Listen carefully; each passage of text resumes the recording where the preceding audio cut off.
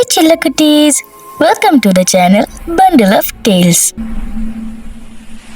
இங்க எல்லாருக்குமே சிண்ட்ரெல்லாவை பத்தி தெரியும். ஆனா சிண்ட்ரெல்லாவோட உண்மையான கதை இங்க நிறைய பேருக்கு தெரியாது. இன்னைக்கு நான் சிண்ட்ரெல்லாவோட உண்மையான கதையை தான் உங்களுக்கு சொல்ல போறேன். ஒரு காலத்துல ஒரு பொண்ணு இருந்தா. அவளுக்கு அம்மா இல்ல. அவ சின்ன வயசா இருக்கும் போதே அவளோட அம்மா இறந்துட்டாங்க.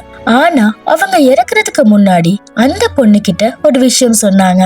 எப்பவுமே நல்லவளா இரு, பொறுமையோட இரு, அப்போதான் தெய்வம் உன்னை கைவிடாது அப்படின்னு அவங்க கடைசியா சொன்ன வார்த்தைகளை அந்த பொண்ணு என்னைக்கும் மறக்கல. எல்லார்கிட்டையும் அன்பாவும் பணிவோடையும் நடந்துக்கிட்டா. ஆனா அவ எதிர்பார்க்காத மாதிரி அவளோட அப்பா அவளோட அம்மா இறந்த கொஞ்ச நாள்லயே இன்னொருத்திய கல்யாணம் பண்ணிக்கிட்டாரு. அவ அப்பாவோட 2வது மனைவிக்கு ஏற்கனவே 2 பொண்ணுங்க இருந்தாங்க. அவர் அவங்கள கல்யாணம் பண்ணிக்கிட்ட அன்னையில இருந்து அந்த பொண்ணோட வாழ்க்கை நரகமா மாறிச்சு. அவளை ஒரு மனுஷியா கூட பார்க்காம ரொம்ப கொடுமைப்படுத்த ஆரம்பிச்சாங்க. அடிச்சு துன்புறுத்தி அத்தனை வீட்டு வேலையும் பண்ண வச்சாங்க. அவளை சமையல் கட்டிலேயே படுக்க வச்சாங்க. அதிகமா வேலை பார்த்ததால அவளோட கை கால்ல எப்பவுமே காயமா இருக்கும். அந்த அளவுக்கு ஒரு கொடுமையான வாழ்க்கைய வாழ்ந்துட்டு இருந்தா அந்த பொண்ணு. எப்பவுமே வேலை பார்த்துட்டே இருக்கிறதால அழுக்கு படிஞ்ச ஆடையோட தான் அவ இருப்பா. அதனாலேயே அவளை சிண்ட்ரெல்லான்னு கூப்பிட ஆரம்பிச்சாங்க.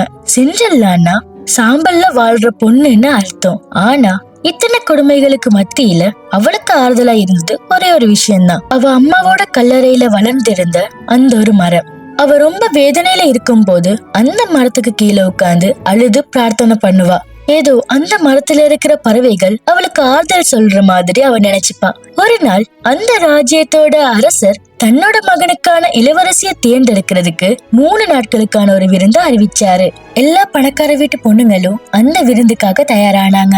சிண்ட்ரெல்லாவோட சித்தி மகள்களும் அதுக்கு தயாராக ஆரம்பிச்சாங்க. சிண்ட்ரெல்லாக்கு அந்த விழாவில கலந்துக்கணும்னு ரொம்ப ஆசையா இருந்துச்சு. ஆனா சித்தியும் அவளோட மகள்களும் நீ அடுப்பு சாம்பல்ல இருக்கதான் பிறந்தவ அப்படின்னு சொல்லி கிண்டல் பண்ணிட்டு அவளை வீட்டிலேயே விட்டுட்டு விருந்துக்கு போயிட்டாங்க.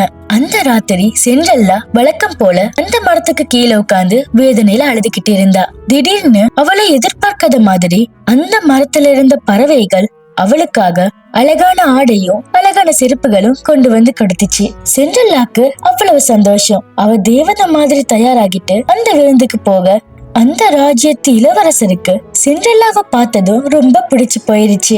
அத்தனை பணக்கார வீட்டு பொண்ணுங்களுக்கு நடுவுல சிண்ட்ரெல்லாவோட நடனம் ஆடினாரு அந்த இளவரசர். சுத்தி இருக்கிற எல்லாருக்கும் கொஞ்சம் பொறாமையா இருந்தாலும் அந்த பொண்ணு யாரா இருக்குன்னு கேள்வி உள்ளுக்குள்ள இருந்துகிட்டே இருந்துச்சு.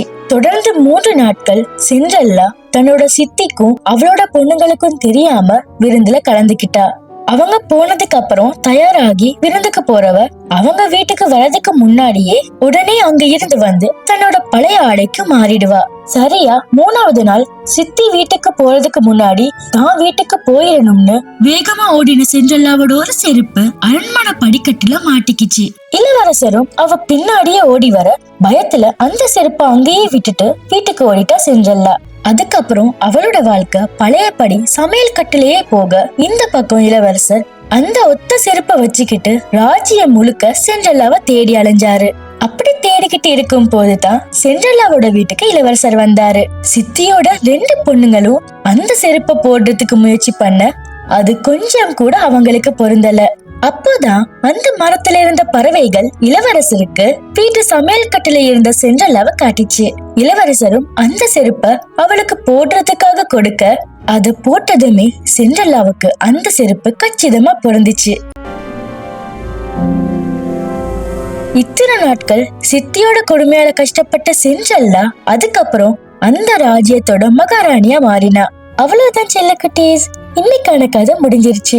நான் மறுபடியும் உங்களுக்காக ஒரு புது கதையோட வரேன். அண்ட் இது வரைக்கும் நம்ம சேனலை சப்ஸ்கிரைப் பண்ணலனா மறக்காம சப்ஸ்கிரைப் பண்ணிக்கோங்க. பாய் செல்லக்குட்டீஸ்.